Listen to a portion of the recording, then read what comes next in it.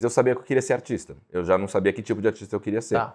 Com 17 anos, eu comecei a entender que podia ser músico. Mas aí eu me frustrei com a vida profissional do músico, não consegui entrar numa faculdade de violão clássico, que era o que eu queria.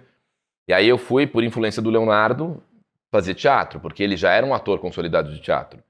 Aí eu também não me encontrei muito no teatro, aí eu fui tentar fazer TV, porque a TV, no final dos anos 90, era o chamariz da vida, né? Se você fizesse TV, você estava feito. E o Léo já tinha feito TV. O Léo sempre esteve à frente, o Leonardo sempre foi uma inspiração, assim. Começou antes e foi desbravando esses territórios. Desculpa, o Léo é um pouco mais velho também.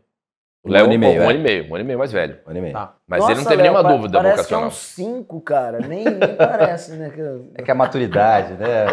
Você foi só falar em música que o Krigor tá todo engraçadinho. Tá aqui. todo engraçadinho. Com esse cabelo, ele achou graça em tudo. Pô, né? Qual Isso é a ainda moral é. que ele tem pra Esse falar? visual ainda é da peça? Cara, esse Visual da cabelo... peça. Ó aqui, ó. Esse cara é culpado. Fica Esse zoando o cara é relógio, culpado. você aloca o Esse cara é dramaturgo, ele culpado. escreve uma peça e fala Maurício de Barros vai ter um cabelo. Esse cara, gente, todo mundo aqui no estúdio. É. Ih, deu problema no som.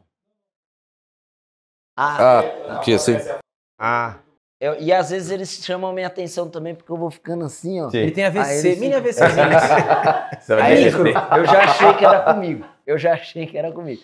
Então, isso daqui foi o Léo que escreveu um personagem que chama Rubinho. Daí eu fui lá, daí do nada, chegou o Pedro, falou, velho, pô, o cabelo do Rubinho podia ser diferente, não sei o que era. Daí apareceu, ficou A assim. gente tem uma teoria de que ele curtiu esse cabelo e ele foi te procurar Ele, fazer gente, alguma ele peça tem que outra tivesse cabelo. peça. Total. Ele tá em outra Ele peça mudou com de esse cabelo. peça e o cabelo é o mesmo. É que na verdade o cabelo é tão fora do comum, é um cabelo tão fora do padrão, que todo mundo que olha fala, vamos usar esse cabelo, né? Vamos usar esse Mas cabelo. tá muito melhor. Uma vez ele fez uma série que ele fez um cabelo meio... Era uns dread, né? Era uns dread, Pô, é. A gente falou, adota pra vida, cara. Dava personalidade. Ele não parecia ser esse cara confuso, fracassado. Sei. Parecia ser... Tem personalidade. Ela ficou legal pra né? caramba aquele cabelo também. Pô, inclusive, Léo, Oi. fala da peça aí, né? Então, Porque o que aconteceu, eles né? não deixam eu divulgar que eu tô em cartaz. Porque a gente falou, quem vai divulgar é o Léo. Não- Ninguém eu vou vai divulgar. divulgar o Léo, É, né? é Você? sempre assim, cara. Não é Vamos você, lá, quem só vai se divulgar é o pode. cara que foi lá, se debruçou e escreveu. Eu sou um dramaturgo do afeto, né? Assim, eu gosto muito de escrever para atores e escrever para atores que eu gosto. E eu, quando eu vi o Maurício numa peça chamada Colegas, há décadas atrás, assim, eu olhei para esse cara e falei, cara, que ator incrível, né? Que ator fascinante e tal. Toda vez que eu escrevi uma peça, eu falava, tem que chamar o Maurício, tem que chamar o Maurício. Aí teve uma vez que ele aceitou e desde então já foram 4 ou 5 aí que a gente já fez junto. E eu comecei a escrever O Veraneio, que é essa peça que vai estar em cartaz agora em maio lá na FAP. Eu escrevi porque eu pensei num embate geracional, assim, entre os jovens da nossa idade, né, de quase 50, com os seus pais, que tem mais de 75 e tal. Eu pensei nesse embate ali. E eu pensei num casal formado pela Clarice Bujan e pelo Zé Carlos Machado. Eu falei, bom, vai ter um casal de...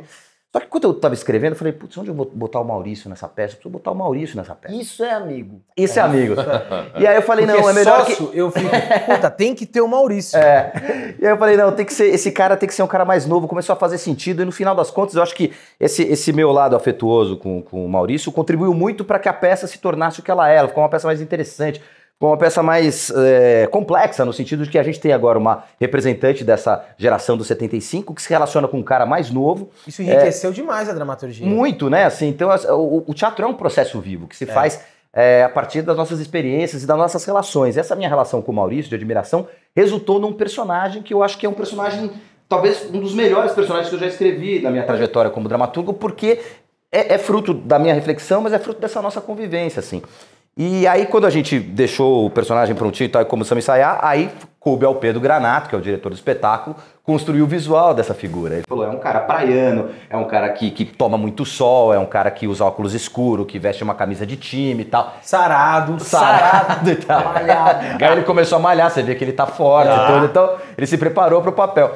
E esse cabelo compôs muito bem pro Rubinho, assim. A gente fez uma temporada linda, assim, vai voltar agora em maio. Não, então, inclusive, vou te falar, assim, a gente testemunha aqui, porque a gente assistiu a peça, vai voltar em cartaz. Sim. A peça é incrível, as pessoas passam mal e o Barros vai ganhar prêmio, cara. Se não vai ganhar prêmio, ele vai ser indicado. Eu acho que Agora estragou. no mínimo merece. Porque daí Não, na você boa. não ganha, Na aí boa. fica pra história. E vou Essa falar, pode ser. o Will viu antes de mim.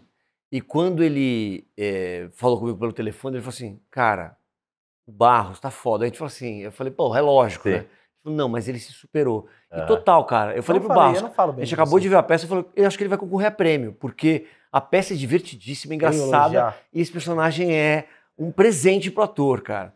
É, foda. Não, mas eu vou falar. Pera, agora eu vou falar então. Cara, a peça, pra mim, é um primor. É? Não tô brincando. Por quê? Eu ainda brinquei com o De Barros. Cara, você disparado da atualidade, assim, da sua geração, eu acho que você é um dos melhores dramaturgos de teatro que a gente tem. Porque você consegue, ao mesmo tempo, colocar no seu texto camadas populares, você atinge todo mundo, e ao mesmo tempo, o tempo inteiro tem crítica. Vão vir camadas de críticas, assim. Eu brinquei com o Barros, eu falei, cara, essa peça, pra mim, eu olhando a energia da peça, ela tem uma energia de sitcom. Só que de uma sitcom que dá algum recado. Porque a gente tá acostumado às vezes com sitcom, que é a piada pela piada. E ali você tá vendo o seu personagem, rola uma baita identificação dessa classe média falida que a gente vive. Aí você tem um personagem do Barros, que é um estereótipo de um cara do litoral, da Baixada Santista. Aí o que você falou, já vem a personagem da Clarice, que é uma mulher mais velha, se desconstruindo, acompanhando. É muito legal quando você tem...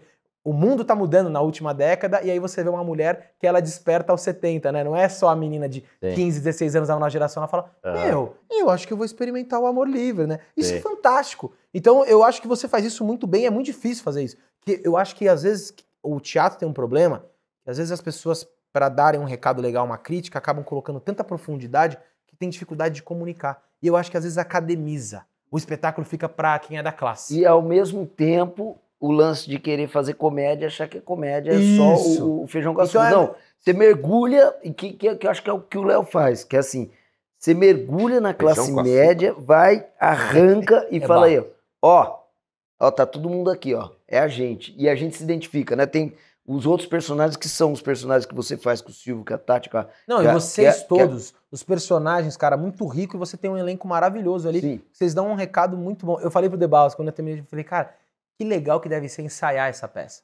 Porque é uma brincadeira, é um bate-papo, é diálogo e tal. Esse tipo de peça é muito gostoso de Não, ensaiar. da Gláucia, da personagem da Gláucia. Nossa, muito bom. E são todos crianças que ainda não, né? Porque é da nossa geração também, né? Os moleques de 50 anos, né? Que os caras ficam ali e não sabem pra onde vai. Eu tô muito feliz com a repercussão da peça mesmo, acho que porque foi uma peça foi muito difícil fazer essa peça. Porque eu me preocupei em fazer uma peça que tivesse muita sintonia com a contemporaneidade, mas a contemporaneidade tá uma coisa muito frenética, tá uma coisa muito difícil da gente radiografar, né? O que é o moderno, como as pessoas estão se comportando, e a gente viveu uma pandemia, né? Eu escrevi a primeira versão do texto antes da pandemia, no final de 2019. Quando veio a pandemia, eu suspendi tudo. Falei, não, essa peça não tá mais se comunicando, ela não fala... E aí eu fui, na medida que a pandemia ia rolando, eu ia reescrevendo a peça devagarzinho. Aí eu escrevi uma versão onde o povo estava na perspectiva de se vacinar, depois eles se vacinavam, depois mesmo a questão da vacina ficou antiga e tal.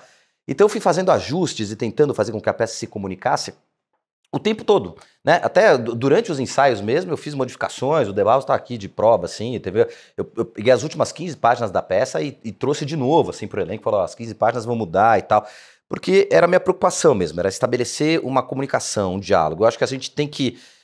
eu, como dramaturgo, me imbuí dessa missão, assim, sabe? De tentar ser um dramaturgo contemporâneo, usando a comédia como um veículo de aproximação, assim. Mas mais do que de aproximação, um veículo de entendimento da nossa realidade. Assim, a partir do riso, a gente vai se entendendo, a gente vai percebendo o que é realmente importante e o que é desimportante.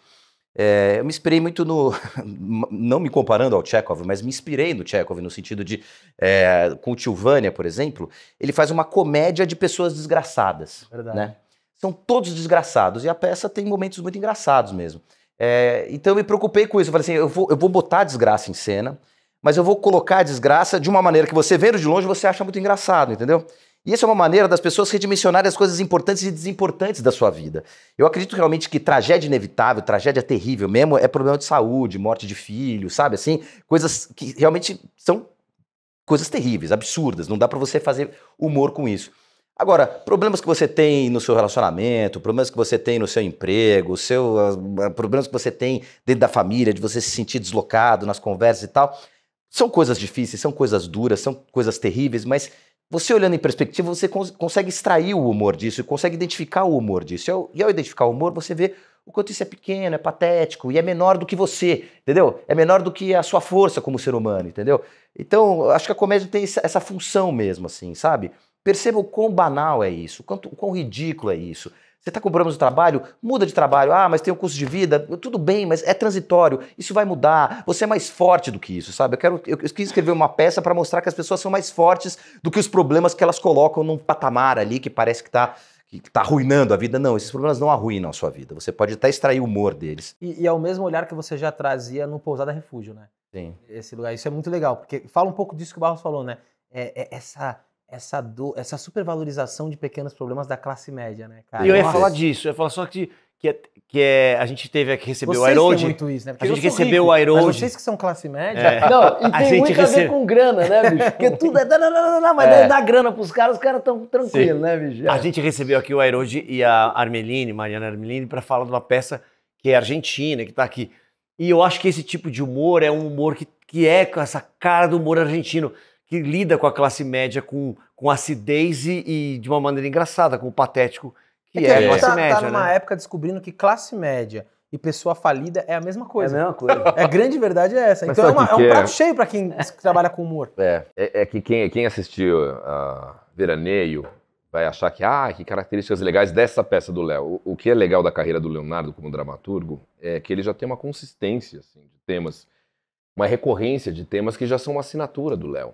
As peças do Léo eu conheço todas, né? Porque a gente vê em primeira mão, né? A Gláucia, mulher dele, mais do que eu, obviamente, mas os irmãos também usufruem desse privilégio. Vocês leem? Vocês têm essa relação? Quando ele manda, sim, né? Quando ele não é sempre. O Leonardo mas ele vai dividindo muita coisa, assim. Eu não sou um cara de ler as peças do Léo em primeira mão, mas ele conversa muito sobre as peças mas não no sentido de pedir indicações, mas no sentido de falar o quanto ele está empolgado com o processo. E a gente fica muito empolgado de ver também que essas assinaturas do Leonardo estão sempre presentes, assim. As peças dele são retratos do quão patética é a sociedade contemporânea, a classe média depauperada. Elas sempre começam tranquilas e sempre tem um elemento caótico que leva para um completo devaneio, que beira a loucura no final. Esse é um elemento muito do Léo. E quando o Pedro passa a dirigir as peças dele, elas ficam com essa roupagem meio Almodóvar, né? Muito colorido, muito caricato, e tudo no sentido de reforçar as coisas que ele aponta. É muito legal, assim. Fora os personagens, né? A permanência. Estou muito honrado. Ó, Pode falar mais, por favor. Pessoal, maio e junho, Teatro da FAAP, todas as quintas. Ah, que legal, você tá fazendo a FAAP. Sim. Então, assim, vão, porque é o seguinte, a peça... Grande chance Não, vamos se divertir demais. Grande chance vamos de divertir estar em mesmo. cartaz Pode nesse assistir. momento, que eu acho que é bem nessa época que vai. É nessa rolar. época, então, gente, vamos lotar o teatro, tá? Vamos lotar pra gente ficar quinta, sexta, sábado, domingo. É nóis.